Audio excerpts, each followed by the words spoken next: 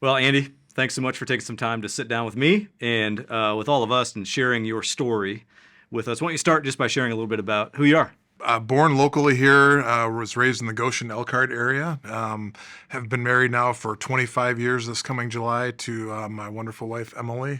We've been members of the church here for probably the last 10-ish years. So, we're in the series Goals and Finish Lines, and this weekend in particular, the myth of success.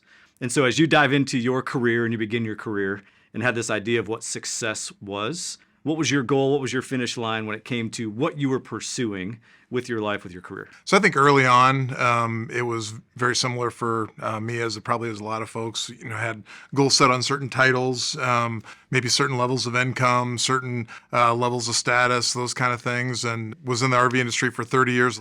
Boy, saw a lot of growth. The company grew from around 200 million in sales to a little over 5 billion, was really just kind of holding on for the ride for a lot of that period of time. But I don't know that I ever really felt successful in terms of laying out a parameter, a level, a goal, and saying, okay, this is where I need to get and getting there. For me, it was always more just about taking steps in the right direction and really trying to follow the goals and the objectives of leadership. And so, this 20-year climb to become the leader of sales, you get to the place where most people would say, well, you've achieved it. Like you've gotten to where you would want to be, but then you left that. And most people would be like, well, why would you leave that? Isn't that where you're trying to do for 20 years is get to that place so you can just ride out into the sunset? What made you leave that position? Well, that's a good question, and one I get asked quite a bit.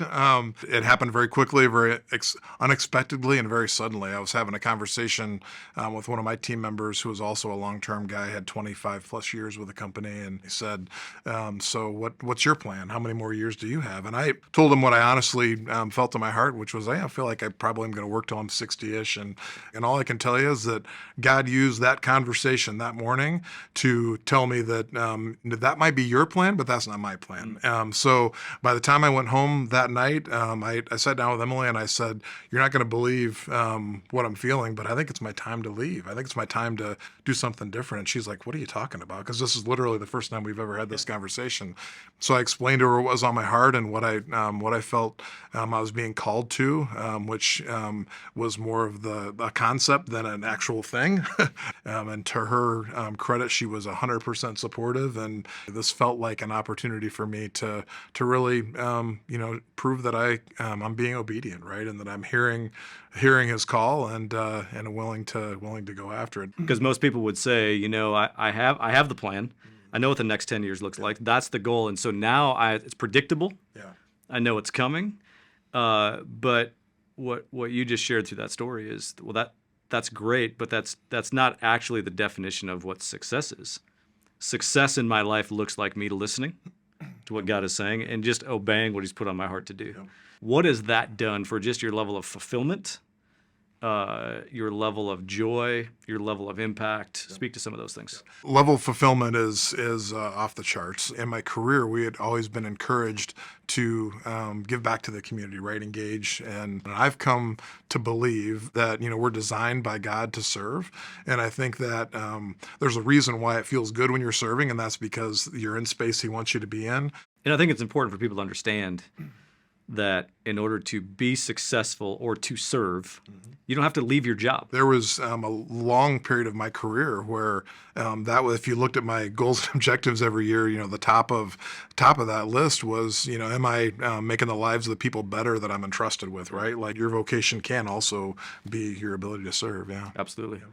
So what would you say to someone who's sitting right now, beginning of the year, and they're wondering, like, what am I here for? What is my purpose? What am I supposed to do? I want to succeed. I want to meet all these goals, or I want to finish this year well. I would say intentionally listening. So that was something that I had been very cognizant of, and it's one thing in prayer to have outgoing conversation, but as you've taught us for some time, you need to make time and space to listen. There were several other influences in my life, and if I had to boil it down to four, that kind of put me in the right space, I think, to be either ready to hear the call or able to hear the call. One was I turned 50, so kind of a midlife kind of thing, and caused you to reflect a little bit.